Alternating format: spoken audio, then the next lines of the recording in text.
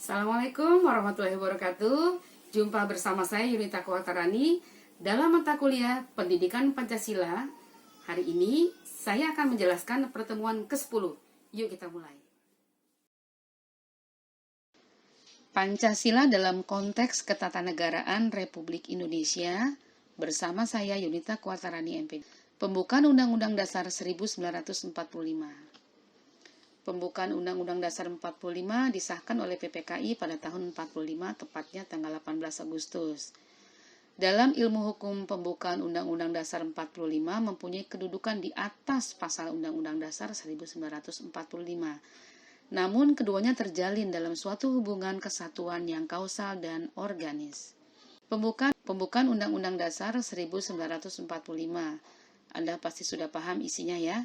Yang akan saya bahas adalah hubungan antar alinea. Alinea ke-1, ke-2, dan ke-3 memuat segolongan pernyataan yang tidak memiliki hubungan kausal organis dengan pasal-pasalnya. Bagian ini memuat serangkaian pernyataan yang menjelaskan peristiwa yang mendahului terbentuknya negara Indonesia. Artinya, terbentuknya negara Indonesia terdapat pada alinea ke-1, 2, dan ke-3.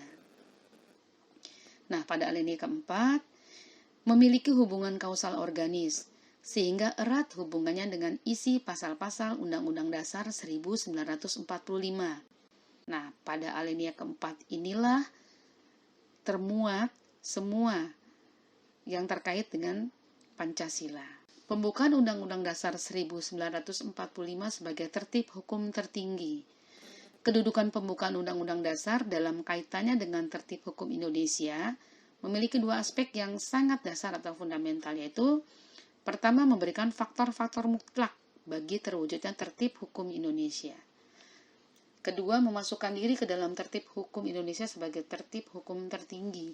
Artinya, setiap hukum yang ada di Indonesia itu harus berkaitan dengan Undang-Undang Dasar 1945. Kedudukan dan fungsi Pancasila sebagai dasar negara pada hakikatnya merupakan suatu dasar dan asas kerohanian dalam setiap aspek penyelenggaraan negara, termasuk dalam penyusunan tertib hukum Indonesia.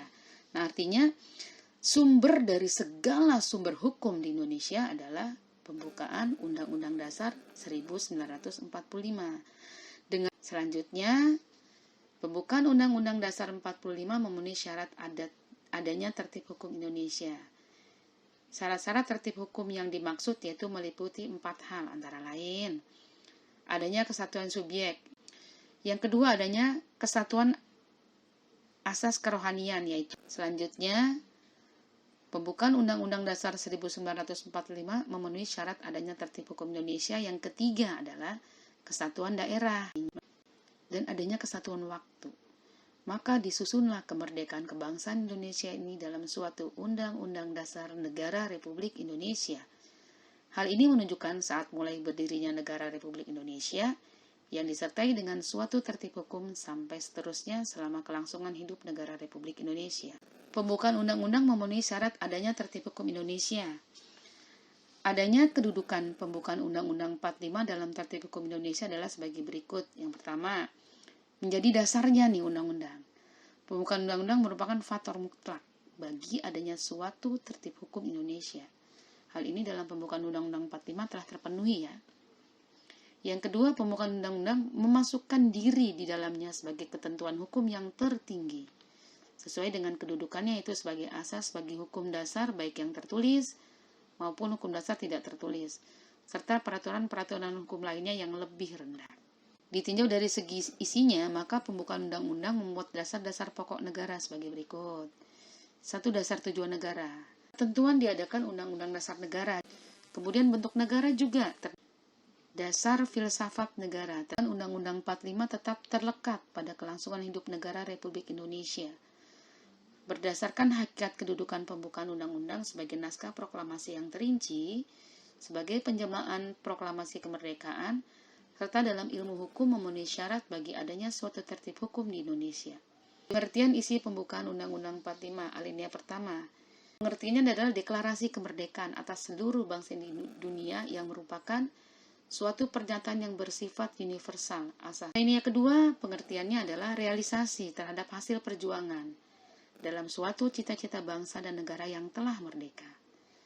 Alinea ketiga menyatakan kembali proklamasi dengan membentuk negara dan untuk mendapatkan pengakuan yang lebih kuat dari negara-negara di dunia. Alinea keempat mempertegas kelanjutan berdirinya negara Republik Indonesia yang mengacu pada prinsip-prinsip pokok kenegaraan.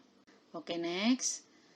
Adapun tujuan pembukaan undang-undang di alinea pertama untuk mempertanggungjawabkan bahwa pernyataan kemerdekaan sudah selayaknya karena berdasarkan atas hak kodrat yang bersifat mutlak. Alinea kedua adalah menetapkan cita-cita bangsa Indonesia. Oke, selanjutnya Anda bisa lihat ya dalam bagan yang telah saya tampilkan, silahkan dipelajari di sini. Selanjutnya ada 4 pokok pikiran yang terkandung di dalam pembukaan. Yang pertama, negara melindungi segenap bangsa Indonesia dan seluruh tumpah darah Indonesia dengan berdasar asas persatuan yang terkait dengan sila ketiga Pancasila. Lalu yang kedua, negara mewujudkan keadilan sosial bagi seluruh rakyat Indonesia yang merupakan penjabaran dari sila kelima Pancasila. Negara yang berkedaulatan rakyat itu terkait dengan sila keempat. Lalu negara yang berdasarkan ketuhanan yang Maha Esa terkait dengan sila pertama, juga menurut dasar kemanusiaan terkait dengan sila kedua Pancasila. Demikian materi dari saya, semoga bermanfaat dan kita termasuk orang-orang yang menjadikan Pancasila sebagai dasar dalam kehidupan kita. Demikian pertemuan hari ini, semoga bermanfaat. Wassalamualaikum warahmatullahi wabarakatuh.